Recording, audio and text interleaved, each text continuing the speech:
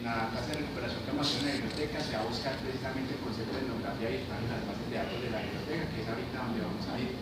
Y también quienes estén interesados en realizar, como dice el compañero, un trabajo de investigación o un trabajo de campo, pues me pueden dar los datos y con mucho gusto quienes quieran hacer esos trabajos prácticos con etnografía, en algún momento los podemos redireccionar hacia las personas que los necesiten. Precisamente hoy es un honor pues aquí tener a John Alexander Taborda, que es jefe de la oficina de planeación, y precisamente nos va a mostrar cómo la universidad está necesitando personas que trabajen la etnografía virtual. Entonces, ¿cómo lo conectamos con los ambientes virtuales de aprendizaje? Porque si vamos a estudiar las comunidades que habitan en estos ambientes, pues vamos a necesitar la etnografía, los instrumentos como el diario, como el registro de observación.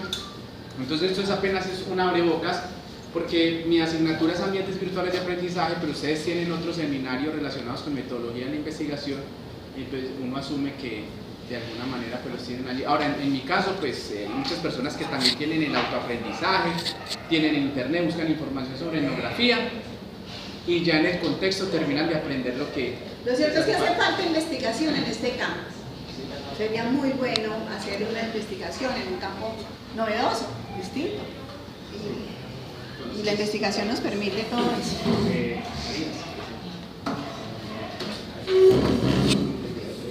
Bueno, para continuar con esta actividad del ciclo de talleres en parte virtual, está con nosotros el profesor John Taborda, director del área de planeación de la Universidad de Magdalena. Bueno, buenas tardes. Digamos eso, yo les quiero como dar algunas opciones en las que nos gustaría tener estudiantes de la licenciatura de educación con énfasis en informática. Estamos apoyando diferentes proyectos que tenemos en la universidad que están muy ligados a todo el tema de etnografía, tanto digamos la etnografía clásica, la educativa y también la virtual. Digamos, el rector desea que hagamos presencia en la región, entonces hay toda una política de regionalización y de inclusión que tiene, digamos, diferentes objetivos, y entre ellos es que la universidad pueda tener sedes regionales. Pero más allá, digamos, de construir un edificio, digamos, en algún municipio del Magdalena se está visionando municipios como el Banco Magdalena, Plato Magdalena, igual la universidad tiene, por ejemplo, la Casa Museo de Gabo en Aracataca, tiene, digamos, a través de su Instituto de Educación a Distancia otros, digamos, centros regionales, pero, digamos, se desea eso, fortalecer la presencia de la universidad en la región, y lo que desea el rector es eso, que lo hagamos de una forma sistemática, como nos lo plantea la profesora Josefina, no de una forma arbitraria, que eso, que vamos a ir a poner un edificio allá. En principio, digamos, los planes que habían previos, digamos, a la entrada de esta nueva administración era construir casi digamos, replicar uno de los edificios de aulas que tenemos acá, casi que ponerlo allá en el Banco Magdalena, pero realmente es desconocer totalmente ese municipio, sus dinámicas. Son municipios de eso que tienen una rica biodiversidad, donde lo que se busca ahora es una construcción más amigable, que digamos que no desentone con eso, con el municipio, y definir la oferta académica que pueda tener esas sedes regionales, pues es un reto para la universidad, y que es lo que les decía, lo queremos resolver a partir de investigación, a partir de conocer, digamos, bien esas comunidades. Entonces, yo tengo, digamos, que tenemos en mente un proyecto bien bonito que, no sé, pónmelo al video y vamos a ver. Este video dura como 15 minutos. Es como una experiencia de un investigador que se llama Suga Kamitra, que trabaja en la India. Yo no sé si pongamos pausa. learning. Si de pronto ya lo Is it hayan a visto, plan? ¿alguno lo ha visto? No, bueno, entonces el señor, digamos eso, su proyecto se llama La Escuela en la Nube, y entonces justo, digamos, es como un ejemplo de eso, de ciberaula, cibercultura, y que también tiene elementos eso, digamos, digamos eso, a través de la tecnología, cómo estudiar una comunidad. El proyecto de él, digamos, lo llama SOLES, o en inglés, pues es una sigla en inglés que en español significaría eso, ambientes de aprendizaje autoorganizados. Entonces, este proyecto, pues, digamos, desde hace tiempo lo queremos promover acá en el Magdalena. Él lo trabaja en comunidades de la India, digamos, comunidades apartadas. Nosotros lo vemos como una buena forma de ir haciendo presencia en la región a través, digamos, de aplicar el método que él tiene. Entonces, a mí me gustaría eso, que viéramos un poquito como lo que él trabaja y miráramos si de pronto eso, a través de lo que se está haciendo en esta sesión de talleres y de lo que se desea hacer con la Universidad de Caldas, con el grupo de innovación, pudiéramos replicar algo de lo que ellos hacen y aplicarlo, digamos, por ejemplo, a ese problema o a ese reto que tenemos, y es, digamos, conocer mejor nuestra región, nuestro departamento de Magdalena, el sur del Magdalena, digamos, el reto es eso, hacer la sede del sur. Implica además de conocer el municipio del Banco, que es donde iría, digamos, la sede. Tiene una área de influencia que ubija esos 3 departamentos, Cesar, Bolívar y el Magdalena. Ahí, digamos, en esa área de influencia hay muchos municipios. Entonces, realmente eso, digamos, lo que quisiéramos es trabajar en esas escuelas, en esos colegios de esos municipios. Entonces, creo que no demora mucho el video. La idea es que le pongamos como cuidado. Está en inglés, pero tiene los subtítulos en español, y mirar si alguno de ustedes está interesado en apoyarnos en replicar un proyecto de este estilo que cobija todo lo que nos ha presentado la profesora Josefina.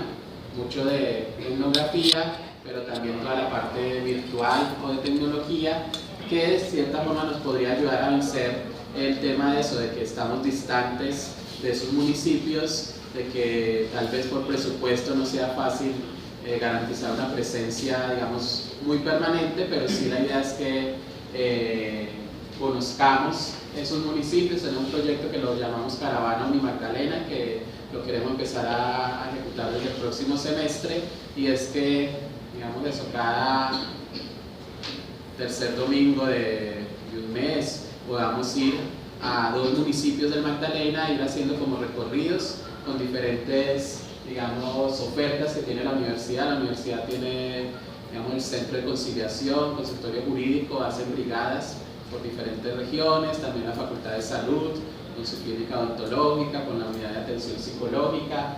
Entonces tenemos, digamos, muchos elementos para hacer presencia en la región.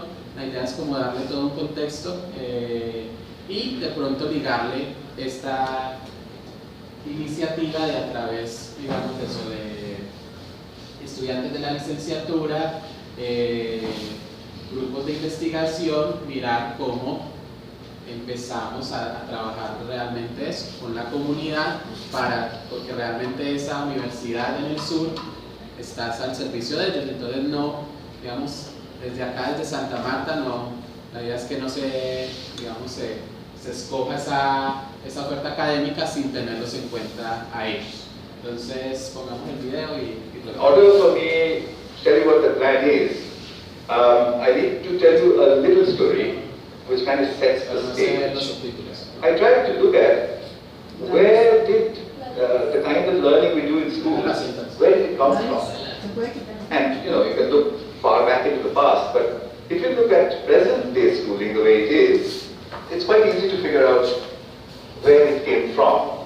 It came from about 300 years ago. And it came from the last and the biggest of the empires on this planet. Imagine trying to run the show, trying to run the entire planet without computers, without telephones, with data handwritten on pieces of paper and traveling by ships. But the Victorians actually did it. What they did was amazing. They created a global computer made up of people. It's still with us today. It's called the bureaucratic administrative machine. In order to have that machine running, you need lots of people. They made another machine to produce those people, the school. The schools would produce the people who would then become parts of the bureaucratic administrative machine. They must be identical to each other. They must know three things. They must have good handwriting because the data is handwritten. They must be able to read, and they must be able to do multiplication, division, addition, and subtraction in their head. They must be so identical that you could pick one up from New Zealand and ship them to Canada, and he would be instantly functional. The Victorians, the great engineers, they engineered a system that was so robust that is still with us today, continuously producing identical people for a machine that no longer exists. The empire is gone. So what are we doing with that design that produces these identical people? And what are we going to do next, if we ever are going to do anything else with it? So that's a pretty strong comment there. I said, schools as we know them now, they're obsolete. I'm not saying they're broken. It's quite fashionable to say that the education system is broken. It's not broken. It's wonderfully constructed. It's just that we don't need it anymore. It's outdated. What's the kind of jobs that we have today? Well, the clerks are the computers. They're there in thousands in every office. And you have people who guide those computers to do their clerical jobs. Those people don't need to be able to write beautifully by hand. They don't need to be able to multiply numbers in their heads. They don't need to be able to read. In fact, they need to be able to read discerning. But that's today. But we don't even know what the jobs of the future are going to look like. We know that people will work from wherever they want, whenever they want, in whatever way they want. How is present-day schooling going to prepare them for that world? Well, I bumped into this whole thing completely by accident. I used to teach people how to write computer programs in New Delhi 14 years ago. And right next to where I used to work, there was a slum. And I used to think, how on earth are those kids ever going to learn to write computer programs? Or are they, should they not? At the same time, we also had lots of parents, rich people, who had computers, and who used to tell me, you know, my son, I think he's gifted, because, you know, he does wonderful things with computers. And my daughter, oh, surely she is, you know, extra intelligent, and so on. So suddenly figured that how come all the rich people are having these extraordinarily gifted children? What did the poor do wrong? I made a hole in the boundary wall of the slum next to my office, and I stuck a computer inside it just to see what would happen if I gave a computer to children who never would have one, didn't know any English, didn't know what the internet was. The children came running in, it was 3 feet off the ground, and they said, what is this? And I said, yeah, this is, you know, I don't know. So they said, why have you put it there? I said, just like that. And they said, can we touch it? I said, if you wish to. And I went away. About 8 hours later, we found them browsing and teaching each other how to browse. So I said, but that's impossible. Because, you know, how is it possible? They don't know anything. My colleagues said, no, it's a simple solution. One of your students must have been passing by, showed them how to use the mouse. So I said, yeah, that's possible. So I repeated the experiment. I went 300 miles out of Delhi into a really remote village but the chances of a passing software development engineer was very little. I repeated the experiment there. There was no place to stay, so I stuck my computer in, I went away, came back after a couple of months, found kids playing games on it. When they saw me, they said, we want a faster processor and a better mouse. So I said, how on earth do you know all this? And they said something very interesting to me. In an irritated voice, they said, you've given us a machine that works only in English, so we had to teach ourselves English in order to use it. That's the first time as a teacher that I heard the word teach ourselves said so casually. Here's a short glimpse from those years. That's the first day at the hole in the wall. On your right is an 8-year-old. To his left is his student. She is 6. And he's teaching her how to browse. Then on to other parts of the country. I repeated this over and over again, getting exactly the same results that we got.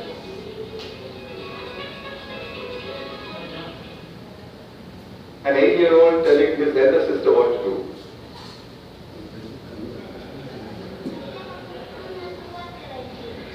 And finally a girl explaining in Marathi what it is. She said there's a processor inside.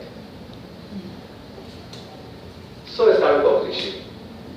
I published everywhere. I wrote down and measured everything, and I said in 9 months a group of children left alone with a computer in any language would reach the same standard as an office secretary in the West. I've seen it happen over and over and over again. But I was curious to know what else would they do if they could do this much. I started experimenting with other subjects. Among them, for example, pronunciation. There's one community of children in southern India whose English pronunciation was really bad. And they needed good pronunciation because that would improve their jobs. I gave them a speech-to-text engine in a computer. And I said, keep talking into it until it types what you say.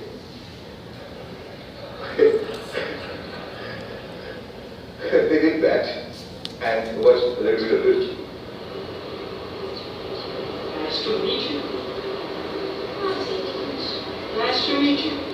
The reason I ended with that, the face of this young lady over there is because I suspect many of you know her. She is now joined a call center in Hyderabad and may have tortured you about your credit card bills. in a very clear English accent. So then people would say, well, how far will it go? Where does it stop? I decided I would destroy my own argument by creating an absurd proposition. I made a hypothesis, a ridiculous hypothesis. Tamil is a South Indian language, and I said, can Tamil-speaking children in a South Indian village learn the biotechnology of DNA replication in English from a street-side computer? And I said, I'll measure them, they'll get a 0. I'll spend a couple of months, I'll leave it for a couple of months, I'll go back, they'll get another 0. I'll go back to the lab and say, we need teachers. I found a village, it was called Kuppam in southern India. I put in more than one computers there, downloaded all kinds of stuff from the internet about DNA replication, most of which I didn't understand. The children came rushing and said, what's all this? So I said, it's very topical, very important. It's all in English. So they said, how can we understand such big English words and diagrams in chemistry? So by now I had developed a new pedagogical method, so I applied that. I said, I haven't the foggiest idea. and anyway, I'm going away. So I left them for a couple of months. They got a 0. I gave them a test. I came back after 2 months and the children trooped in and said, we've understood nothing. What did I expect? So I said, okay, but how long did it take you before you decided that you can't understand anything? So they said, we haven't given up. We look at it every single day. So I said, what? You don't understand these trees and you keep staring at it for 2 months, what for? So a little girl, who you will see just now, she raised her hand and she says to me in broken Tamil and English, she said, But apart from the fact that improper replication of the DNA molecule causes disease, we haven't understood anything else.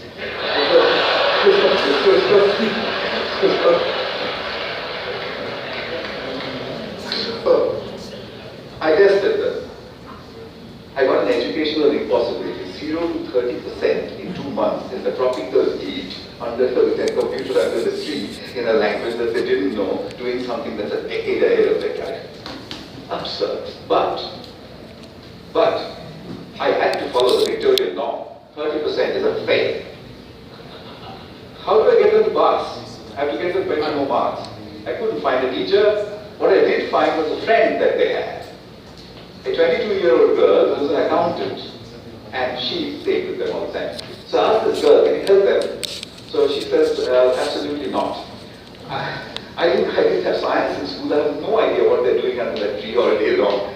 I can't help you. I said, I'll tell you what, use the method of the grandmother. So she says, what's that? Just stand behind them. Whenever they do anything, we just say, well, wow, how did you do that? What's the next page? Gosh, when I was your age, I could have never done that. I mean, you know what grannies do. So, she did that for 2 more months. The scores jumped to 50%. Kaligupam had caught up with my control school in New Delhi, a rich private school with a trained biotechnology teacher. When I saw that graph, I knew there is a way to level the playing field. Here's Kaligupam.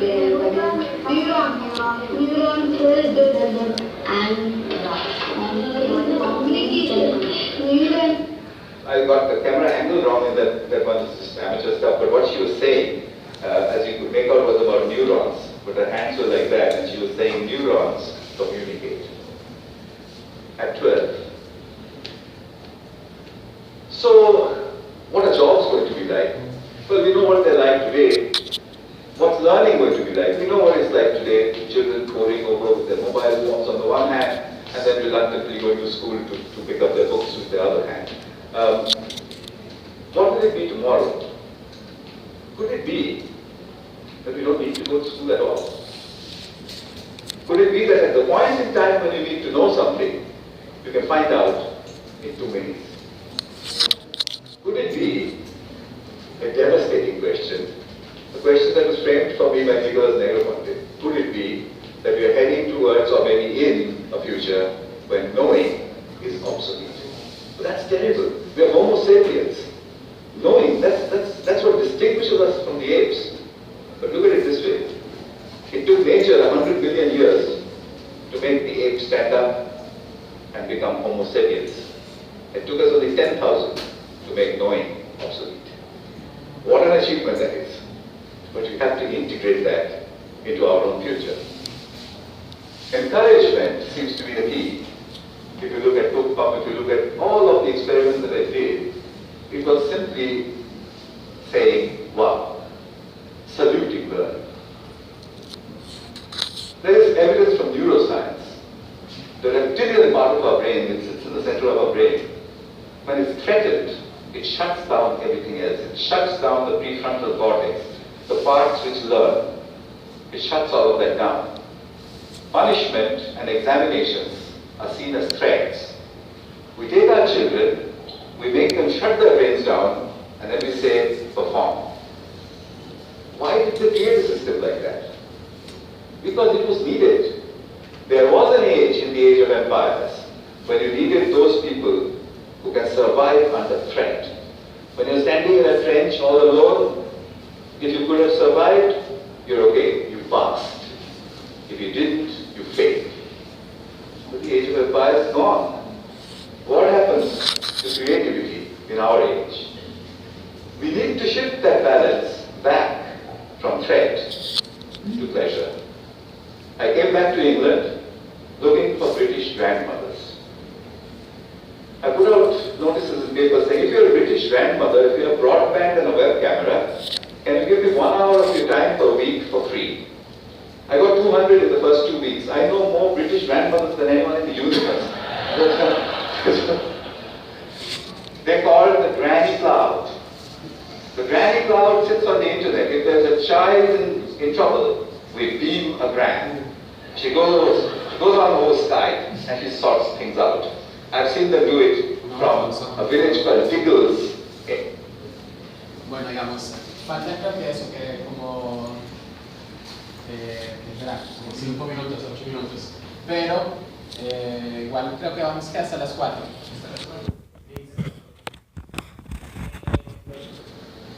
En esencia, digamos, cómo funciona el sistema que él tiene. Entonces él lo llama eso, escuela en la nube, schooling in the cloud. Uno lo busca en internet y lo tiene eso, ese modelo aplicado en diferentes países.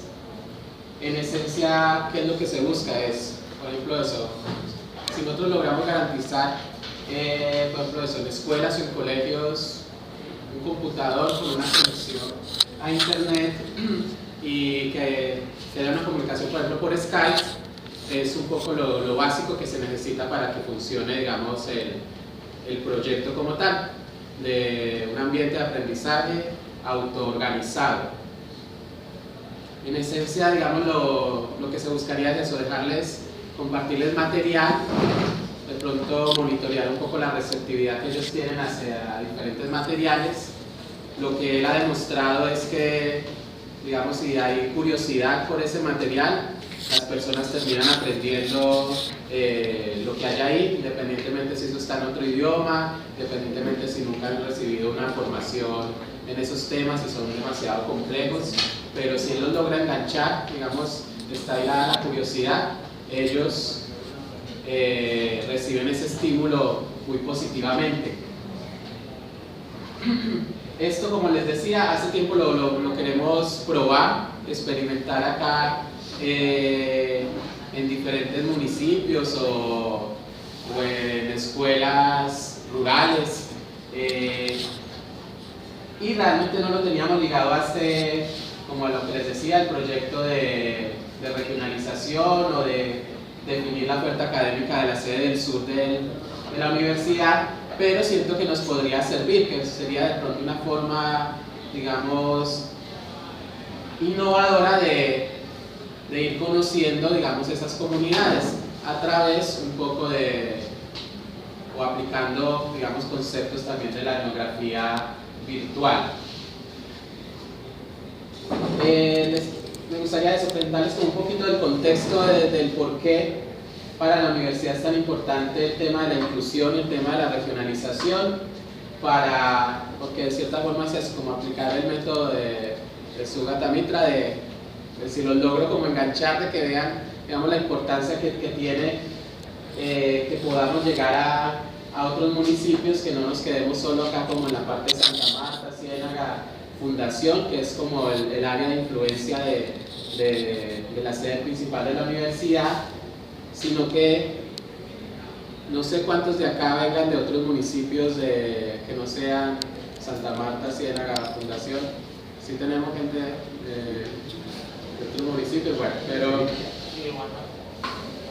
eso, de otros departamentos. Chiriguaná, ¿y de dónde más? Bueno, pero en general, si uno mira la población de la universidad, 50% más o menos es Santa Marta y 25% es resto del Magdalena, pero hay muchos Ciénaga, Fundación, y si realmente miramos eso como el impacto que tiene la universidad más al sur del departamento, es más complicado.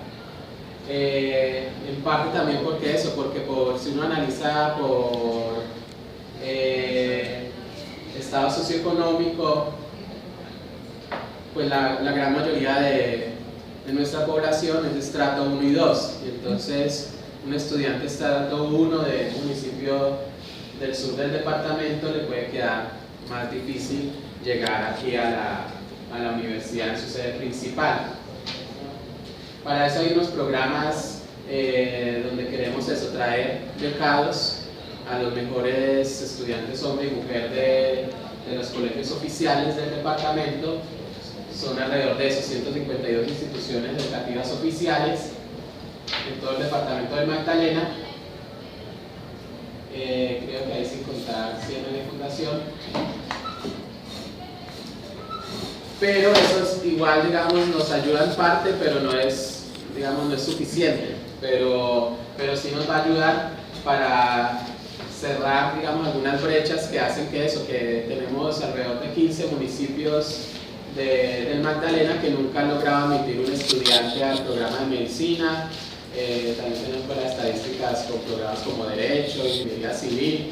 Entonces son programas que de cierta forma para que el desarrollo económico de un municipio es importante que pueda haber un médico, digamos, oriundo de ese municipio, un abogado, para que, digamos, el desarrollo sea más sostenible, porque a veces van los médicos, hacen su trabajo rural y de pronto eso se queda, no se van, pero si logramos eso, formarlos y luego que vuelvan a su región de origen, pues podemos impulsar de una forma más sostenible el desarrollo de esos municipios.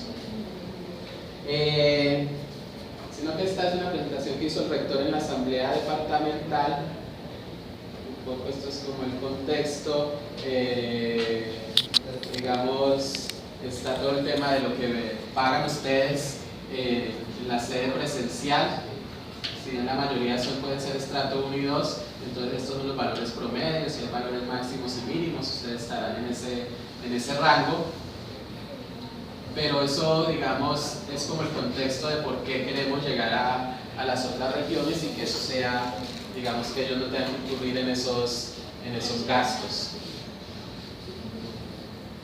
Entonces, el plan de gobierno, digamos, tiene una política de inclusión y regionalización. También, digamos, eso, el profesor Fabio, Azarías, Julio, José Caballero me apoyan en este tema también de Smart University, que es en esencia, digamos, eso, cómo utilizamos la tecnología para, digamos, mejorar procesos en la universidad. Pero entonces, la tecnología, como veíamos en ese video, de cierta forma también nos puede ayudar para que esta política de inclusión y regionalización, digamos, podamos ir haciendo avances, así, digamos, eso. Lo que me salté es como el contexto de que la universidad, digamos, actualmente no tiene recursos como para ir a construir ese edificio y digamos, lograr mantener varias sedes regionales, pero sí está, digamos, todo el propósito de ir avanzando en eso. Un poco queremos es eso, etnografía virtual posiblemente nos pueda ayudar eso, a conectar, digamos, lo que queremos hacer acá en nuestro campus, en nuestra sede principal, pero también, digamos, utilizando tecnología, cómo llegar a todo el departamento o a toda la región Caribe. Bueno, entonces un poquito, digamos, el contexto de la política de inclusión y regionalización, y este es un poquito el cronograma de cómo vamos a abrir la sede del sur. En esencia estamos en estas dos fases. Pues ya tenemos, digamos, el lote donde se va a hacer la sede del sur en el